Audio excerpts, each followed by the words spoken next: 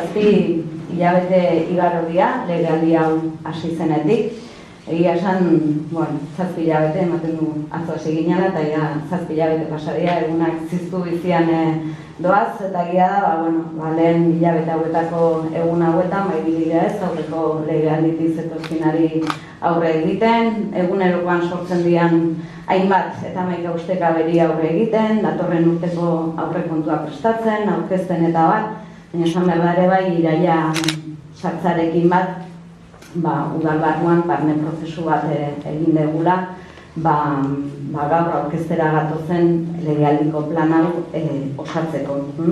Askotan, aipatzen dugu nora joan badakienak bidearen erdia egina duela, eta horregatik, aurreko legealdian egin genuen bezala, beharrezko ikusi dugu orain honetan ere, 2023-2027 doan legealdi honetan, agintaldi honetarako bide horria marraztea.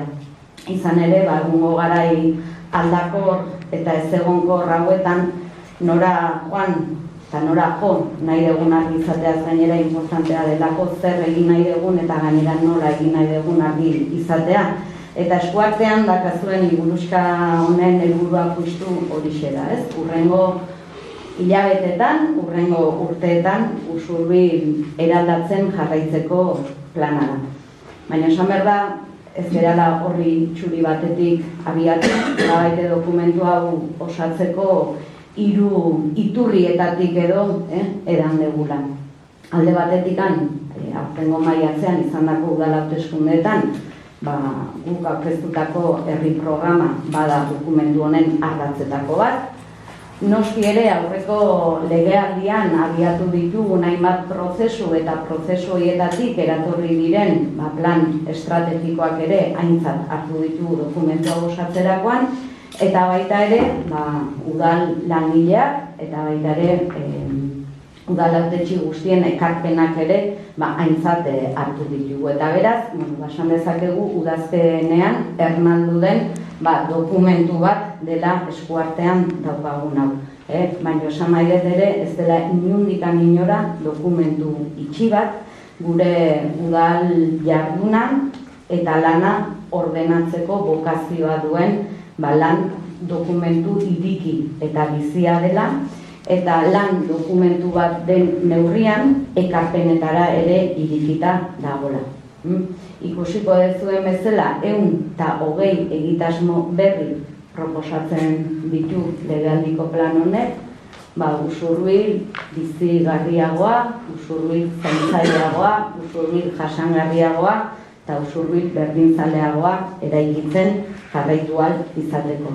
Guk horri modu batea deitzen diogu, hemen atzean nagoena, usurbiltzen jarraitzeko plana da hau beraz.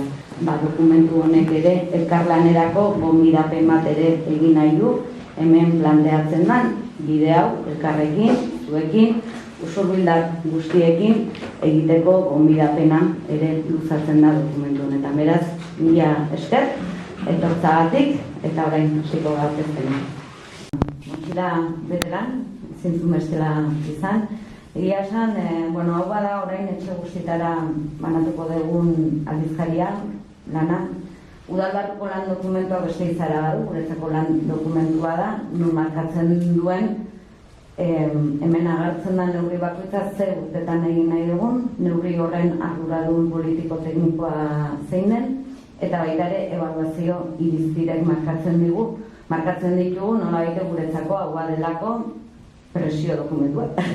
Ez da bakarrik lan dokumentu bat, esaten duten bezala bada ere presio dokumentu bat, 2 urte barru hartu eta nola guaz, eta bada ere ondorioz, herritarrei kontu emateak albidetzeko dokumentu bat gaur, konpromiso bat hartzen ari gara, eta 2 urte barru, esango dugu nola guazen konpromiso horren betetze mailan, eta baita ere noski legealdi mailan. Hasieran esan dut, lan dokumentua da, ez da dokumentu itxi bat, elkarlanerako gonbita ere egin dut, eta gonbita hori berretxiz, bukatu nahiko genuke, eskerrak emanez, ostiran, arratsalde honetan ona bertaratu zaten hori, eta mi esker eta laixeraz,